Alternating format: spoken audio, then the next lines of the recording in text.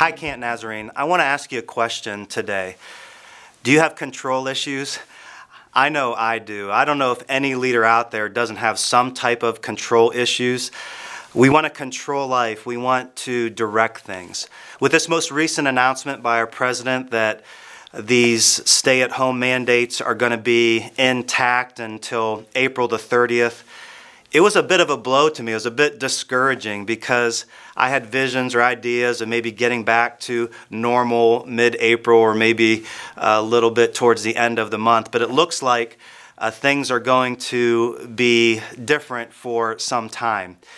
I went out yesterday to get some storage containers for home because we're trying to organize some things, and it was very windy yesterday. So I buy these storage containers, I go outside, immediately the wind blows these storage containers 10 to 15 foot in the air. They come crashing down, they shatter, they're plastic. Lids are blowing everywhere across the parking lot. Have you ever been there? You didn't even know which way to run or go or grab things.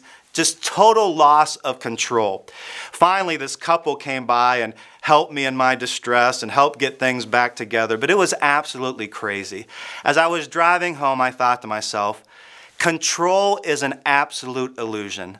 An absolute illusion. If we think we're in control of anything, it's the biggest illusion there is. And this COVID-19 has reminded me of this.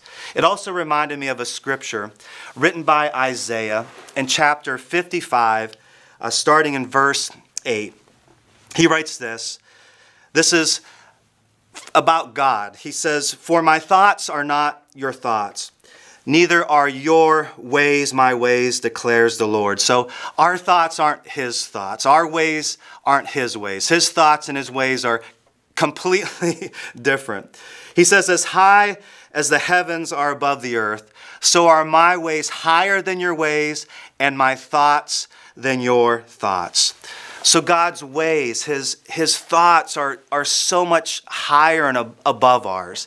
And I know even though we have no control and we're not sure what's going to happen in the future, God knows what's going to happen, and he is still in control. And his thoughts and his ways are higher. And he's going to work all things out for the good.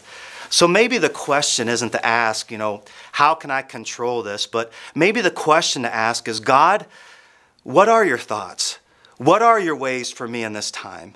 My wife just got laid off. She's going to be home for a month, and maybe you're experiencing this. I don't know how our relationship's going to go with being at home, and there could be tensions and stresses, and my kids are at home. Just things are so different for all of us. Maybe the question to ask is, God, what do you want me to learn through this? What are your thoughts? What are your ways? What do you have for us in this time? So maybe instead of focusing on control, we just need to submit to God and ask him through prayer. Ask him, oh God, what do you want me to learn? What are your ways? What are your thoughts? Because I want to get better through this season and not bitter. I don't want this to make me angry and upset. Oh God, I want to get better. I want to get closer to you. And I want to learn what your thoughts are and your ways in this time. So again, I want to leave you with this scripture found in Isaiah chapter 55, verses 8 and 9.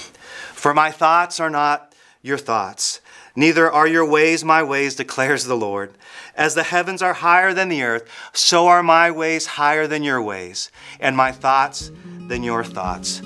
Let's rest in the providence of God and continue to seek after him in these days.